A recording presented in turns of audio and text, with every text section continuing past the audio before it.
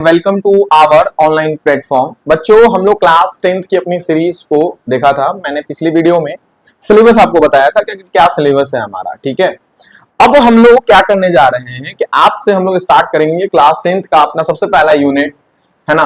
पहला यूनिट कौन था? Number system. नंबर सिस्टम के अंदर हमारा कौन आता है? रियल नंबर, जो कि मैंने बोला था क्लास 10th का सबसे पहला चैप्टर यही है। कौन सा? Real number. ठीक है, अब आता है क्या सर, रियल नंबर हम लोग जब पढ़ते हैं तो रियल नंबर के बारे में थोड़ी बहुत जानकारी हमें चाहिए, है ना, कि रियल नंबर आखिर होता क्या है, रियल नंबर आखिर है क्या, है ना, किस प्राणी का नाम है ये। तो सुनिए, थोड़ी थोड़ी और मोटी बातें करेंगे लेकिन अच्छी से करेंगे। देखिए सर, रियल नंबर, सर आप कहते हैं कि रियल नंबर ये हमारा ग्रुप है। क्या है ये? ग्रुप है या सेट है किसका? रेशनल और इरेशनल नंबर्स का। किसका है? रेशनल और इरेशनल नंबर। तो आपको पता होगा कि एक नंबर होता है रेशनल नंबर और एक होता है इरेशनल। ठीक है, रेशनल नंबर हो और इरेशनल नंबर। कहता क्या है कि सर रेशनल नंबर आप उसको कहेंगे जिसको पी वाई क्यू के फॉर्म में लिखा जा सके, जहां पे पी और क्यू सभी के सभी क्या हो? इंटीजर हो। P Q belongs to Z, ये हमारा क्या होनी चाहिए? इंटीजर होनी चाहिए। दूसरी बात क्या कहते हैं कि इसका परफेक्ट स्क्वायर रूट निकले। अगर कोई भी नंबर आप लिखते हैं तो उसका स्क्वायर रूट हो। स्क्वायर रूट आप क्या कर पाए? फाइंड आउट कर पाए। ठीक, तीसरा क्या कहता है कि इसका जो डेसिमल एक्सप्रेशन होना चाहिए कैसा होना चाहिए? टर्मिनेटिंग होना चाहिए। क्या होना चाहिए? टर्मिनेटिंग। एक और होता है सर, कैसा होना चाहिए? तो टर्मिनेटिंग नहीं, नॉन टर्मिनेटिंग और रिपीटिंग एंड रिपीटिंग।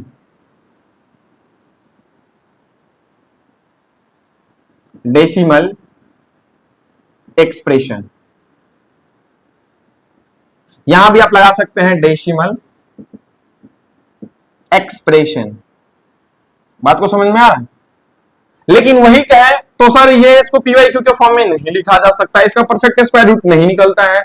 इसका जो डेसिमल एक्सप्रेशन होता है ये क्या होता है sir? Non terminating and non repeating.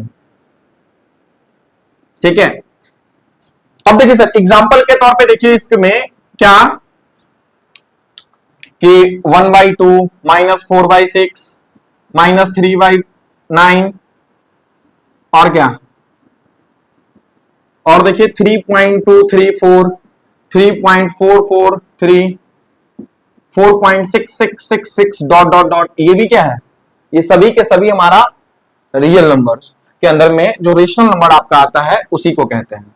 लेकिन वही इसमें बात करेंगे तो √2 √3 √7 √11 √10 √8 ये सभी क्या है? इरेशनल नंबर्स है। और इसके इस वाली कंडीशन के अनुसार देखें पी वाई क्यू के फॉर्म में इसको लिख ही नहीं सकते हैं। क्यों? क्योंकि इसका हमारा जो डेसिमल एक्सप्रेशन है हम लोग जब भी सीखे हैं क्लास 9th में, किसको?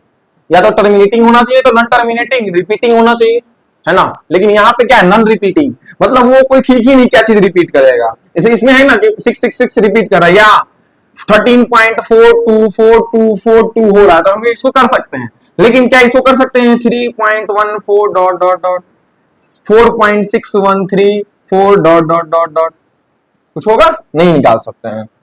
9.42342246 डॉट डॉट डॉट तो नहीं कर सकते हैं सर, क्योंकि रिपीट ही नहीं कर रहा। ठीक है, तो ये है रियल नंबर। आखिर एक्चुअल है क्या हमारा? कोई दिक्कत नहीं होना चाहिए। अब हम लोग मेन मुद्दे पे बात करेंगे कि आखिरकार रियल नंबर में है क्या और रियल नंबर में आगे पढ़ेंगे क्या। ये तो वही चीजें पढ़ाए हैं हम जो चीज आपको पहले से पता है। ठीक है, तो फटाक से आप नोट कीजिए इसको। ठीक है, और ये आपका वीडियो जो है आगे हम लोग इसमें देखेंगे क्या कि अब ये हो गया सर बेसिक्स, आखिर रियल नंबर क्या था। ठीक है, इन रेशनल और इरेशनल का कॉम्बिनेशन था हमारा पूरा का पूरा। बात करते हैं सर, ठीक है अब क्या पढ़ना है इसमें? आपको HCF निकालने आता है। क्या आता है सर? HCF निकालने आपको आता है। लेकिन HCF जब आप निकालते हैं क्लास 10th के अंदर में तो वो कौन सा मेथड से? कौन सा?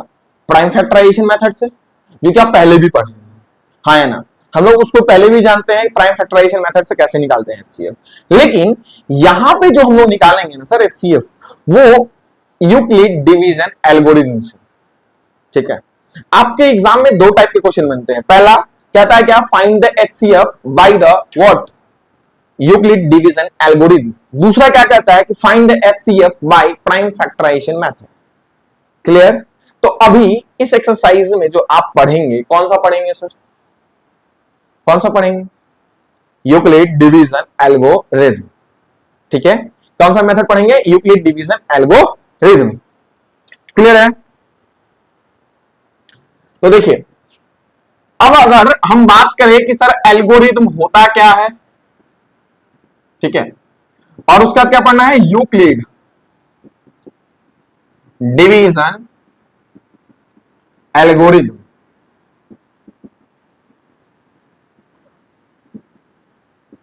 ठीक है। देखिए सर,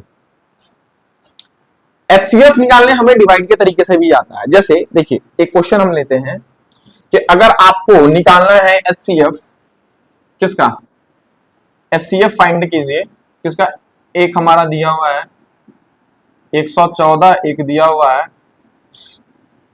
120, एक है ना। तो इन दोनों का हम बोलें आपको एचसीएफ निकालने के लिए, तो आपको पता है, क्या पता है सर, कि सर सिंपल सी बात है, डिवाइड करके निकाल देंगे, 114 120 है ना, एक बार में लगाएंगे 114 6, फिर से 114 करेंगे, कितना बार में लगेगा, एक, नहीं कट जाएगा। तो एचसीएफ कितना बता दोगे सर, 6, हाँ है ना, एचसीएफ क्या हो गया 6। लेकिन ये है ना सर डिवीजन मेथड, ये कौन सा मेथड है, डिवीजन मेथड है, ये भी आपको आना चाहिए, इसी के लिए मैंने रिपीट किया इसको, है ना। ध्यान रखते हैं हम लोग एचसीएफ में 10 से बाद भी हम लगाते हैं टेबल, ऐसा नहीं है कि नहीं लगाते हैं, ठीक है।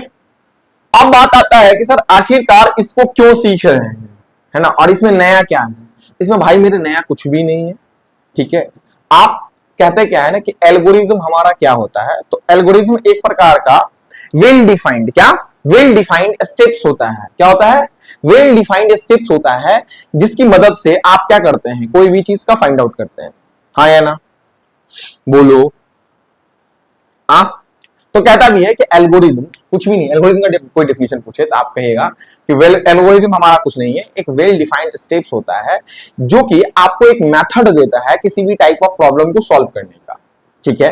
इसी पे बेस्ड हम लोग पढ़ते हैं यूक्लिड डिवीजन एल्गोरिथम। तो ये किसके द्वारा दिया गया है, तो सर पहला चीज यूक्लिड डिवीजन एल्गोरिथम हमारा यूक्लिड साहब के द्वारा दिया गया है, और यूक्लिड साहब के द्वारा दिया गया है, सुनो क्या मैंने बोला, यूक्लिड साहब के द्वारा दिया गया है, और ये यूक्लिड्स डिवीजन एल्गोरिथम है। इसका मतलब है कि जो आप डिवाइड में पढ़ते हैं ना, a equals to B Q plus R, है ना, डिवीजन वाला, तो divisor dividend quotient plus remainder का रिलेशन पढ़ते हैं, तो सेम वही रिलेशन को इन्होंने यूज किया है। तो अगर आपसे कोई पूछता है कि यूक्लिड डिवीजन एल्गोरिथम क्या है, तो कहिएगा सर यूक्लिड डिवीजन एल्गोरिथम हमारा एक प्रकार का मेथड है या टेक्निक है, क्या है, मेथड है या टेक्निक है, जिसकी सहायता से हम क्या निकाल रहे हैं, एचसीएफ फाइंड आउट करने का काम कर रहे हैं, क्या कर रहे हैं, एचसीएफ फाइंड आउट करने का काम कर रहे हैं, ठीक है। 2 नंबर का हो, 3 का हो, 4 का हो, या उससे ज्यादा का हो, लेकिन प्रोसेस यही फॉलो होगा, क्या होगा, प्रोसेस यही फॉलो होगा। देखिए सेम चीज यूक्लिड डिवीजन एल्गोरिथम के अनुसार हम क्या करेंगे ना कि a equals to B Q plus R के फॉर्म में इसको लिखने का काम करेंगे, ठीक है, हाँ या ना, ये बताइए। तो कहता क्या है सर, हम डेफिनेशन पढ़ दे रहे हैं, क्या है, it is a technique to compute the HCF of two given positive integer, ठीक है, जहां पे a ग्रेटर देन क्या है, यहां पे b होगा, भाई साहब जिसमें डिवाइड दीजिएगा वो बड़ा होगा या छोटा होगा, बड़ा ही होगा, ठीक है। और यहां पे आप एक और चीज रिलेशन भी पढ़ते हैं कि सर ये जो r की वैल्यू होगी वो क्या होगी, 0 से बड़ी और बराबर और लेस देन किसके होगी, b के, हाँ या ना। तो ये रिलेशन भी आप पढ़ते हैं, तो यही हमारा है सर। तो कैसे सर बनेगा, इसी क्वेश्चन को बना के दिखाइए। तो लिखिएगा, जब क्वेश्चन बनाना स्टार्ट कीजिएगा तो सॉल्यूशन में क्या लिखिएगा, पहले काम कीजिएगा हमेशा कि जब भी आपको एचसीएफ निकालना हो यूक्लिड डिवीजन एल्गोरिथम से, तो आप क्या करेंगे, इसको रफ में बनाएंगे, और यहां पे जब सॉल्यूशन लिखेंगे तो यहां लिखिएगा by Euclid's division algorithm what a equals to B Q plus R, इसको लिखने की कोई जरूरत नहीं है। a की वैल्यू कितनी होगी सर, जिसमें डिवाइड दे रहा है 120 है, यहां पे कौन आएगा 114, यहां पे क्वेश्चन जिससे डिवाइड कर रहे हैं, सॉरी जितने टाइम में कर रहे हैं, रिमाइंडर कितना आ रहा था 6। अब कुछ नहीं करना है सर, ध्यान दीजिए कि इसका जिससे डिवाइड दे रहे हैं तो वो अब क्या बन गया a, और जो रिमाइंडर बचा था वो हमारा b बन गया।